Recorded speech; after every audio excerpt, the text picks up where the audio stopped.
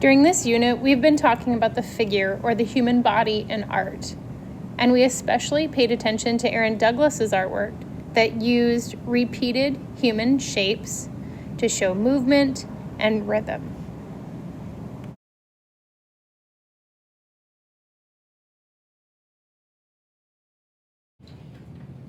All right, fourth grade. Well, we have been studying rhythm and we've been studying figure drawing. So in your journal from the past weeks, you have some figure drawing practice. First, we learned the proportions of the human body, and we took some notes on those. Those are further back in your journal, right there. Then we did some practice drawing, some small drawings of the figure. We said half of the figure should be head and torso to your hips. Half the figure should be legs. If the hands are above the head, it's going to be slightly taller. And we said on the arms and legs, the halfway point is the elbow and the knee. And that's the only spot where the leg and arm bends. So we kind of use those as guides as we were drawing to help us draw things that look like a real person. And then you chose your favorite pose for an activity. Somebody doing some sort of movement. You drew it larger on a practice sheet, and then you transferred it to cardstock and cut it out. Remember, the direction was for that person to be almost as tall as your cardstock sheet. If you don't have that done, that's the place to start today. Make sure that your cardstock person is cut out. Of course, before you cut it, you want it to be proportionate. And then cut it out, put your name and class code on it. Then we're going to repeat that person across the page to create rhythm, and we're going to add some other details as well. So you can see here what an example of some finished colored artwork looks like that repeats the movement of one person. And we sort of get this rhythm, this progression across the page. So today, after I finish my cardstock tracer, I'm going to walk over to the fourth grade counter and I'm going to get myself a large sheet of construction paper. It should be twice as big as your journal. It's really, really large. And that way, there'll be enough room for your person to stand vertically like this. If you have someone who's doing something like swimming, yes, of course, you would want them to go across the page this way. If you had someone doing something like leaping, could you turn the page vertical this way and have them go up into the air? Yeah, if it makes sense for their movement or their motion, you can. So once you have your background paper, you're going to put your tracer on there, and you're going to think about where you want to trace for the action the person is doing. So maybe this person is just walking and carrying something across. I could choose for them to go straight across. I could choose for them to start below the edge of the page, like they're very close to me. And I could repeat tracing them back into the distance like this, like they're walking further away. It's really up to you how you choose for that progression to go. But I need you to trace your person between 3 and 5 times. So 3, 4, or 5 times across the page. I'm gonna make mine look like they're walking back this way because I think it would be interesting to have that diagonal through the artwork. So I'm gonna place them where I want them. Hold down on the tracer. You might have to stop tracing and walk your fingers over to hold down the other pieces as you go. Things like arms and legs might be a little wiggly. So make sure that you spread out your fingers to hold down the edges of the tracer as you trace. And then I'm going to move my person back in space. And it's okay for them to overlap. What we're going to get in between are those really cool and interesting shapes where they overlap. They're like see-through, they're not opaque and overlapping like normal. We can see through one figure to the other. And it's kind of like, have you ever seen somebody move really fast and it looks like you see more than one of them? Or like if you go like this, it looks like you can see your hand in multiple spots at once. If the movement is fast, those shapes kind of overlap, and that's what's happening here. I think I will only really want 4 of my person, but we'll kind of see how it goes.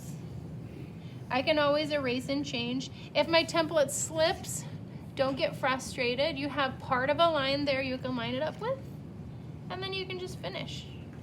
Or you can erase if you got an extra line. There are those big pink erasers in your table buckets to use. There's 3, and 4.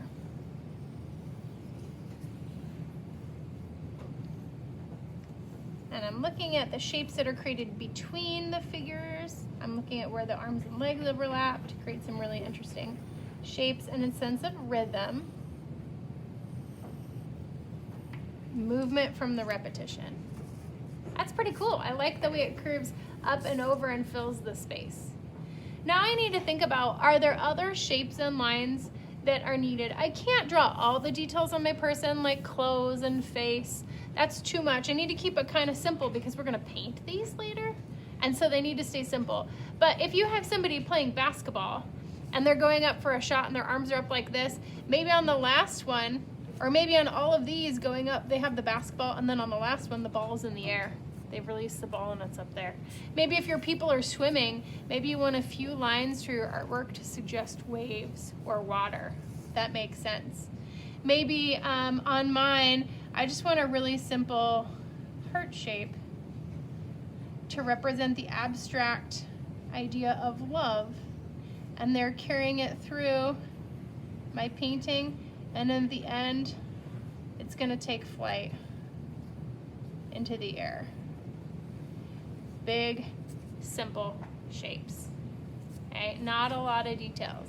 You might add other lines for movement. Like on my dancers, I felt like I needed something to make it look like they were spinning, not just standing on their legs. So I added some swirly lines.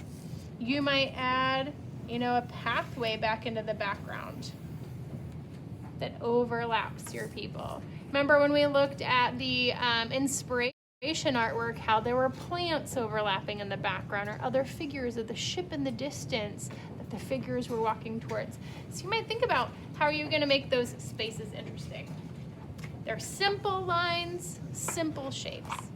And then I'm going to go to oil pastel. And the reason we're using oil pastel is we know that paint is hard to contain. And so when we paint in these figures, we might want to keep the color inside the shape so that we can tell it's a person. So I'm going to choose a color, and they don't have to be realistic. Humans aren't blue. You'd be really, really cold if you were turning blue, right? But I can use an abstract color to trace my figure. That's okay. I'm going to choose to trace the body shape, all the same color, so I can tell it's a body. On the other details, like my heart, I don't necessarily need it to match my body because I want to show it as a different shape. He's carrying a heart, or she's carrying a heart. And then I might want to think, do I want to do all cool colors? Do I want the colors to go in rainbow order? Do I want all dark colors? Do I just want a variety? It's up to you because this is your painting, what you want the color scheme to be. I can tell you though that colors that are near one another on the color wheel, the ones that sit side by side, like reds and oranges and yellows, those are called analogous colors. They have something in common. So like red and yellow make orange, right? When you mix them together. So they have a lot in common. They look good together in a color scheme. Colors that are opposites, like orange and blue, have nothing in common. Orange is made from red and yellow, and blue is its own primary color. So those are gonna look really bright next to one another.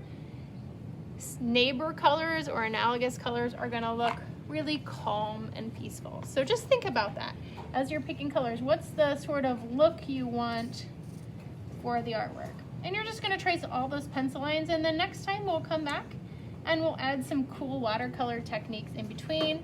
The reason we're leaving big shapes is I'm gonna show you some cool ways to work with watercolor. And you might wanna do things like shade from dark to light inside of a shape, or create a pattern, or create a tie-dye kind of effect we call wet on wet. And if your shapes are too tiny, our brushes don't have room to paint those things in, right? These are really tiny. Those are gonna be hard to do. So nothing smaller than about the size of your thumb It's got to be bigger than your thumb in order for us to paint it. Now, what questions do you have? As you've been watching me trace 3 to 5 people, overlapping, and drawing extra details, what questions do you have? Levi? Do we have to put them going up, or can we leave them just going to the side? It's your choice, and it probably depends on what your person is doing, where you put them, and which direction your page goes. Is your page going horizontal like mine or vertical? That's up to you. Jason?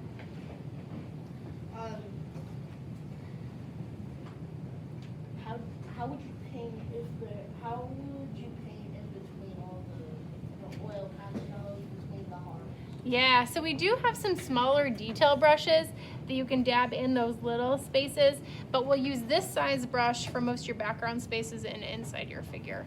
I don't think I have a detail brush up here on my desk, but they're about a little less than half as big. So those still can get into my heart shapes, but I would say nothing smaller than your thumb, or maybe a little bit bigger than your thumb because I have a bigger adult size thumb. You want to make them pretty big shapes if you can. We will use those little brushes needed to try to get in there though, Bria.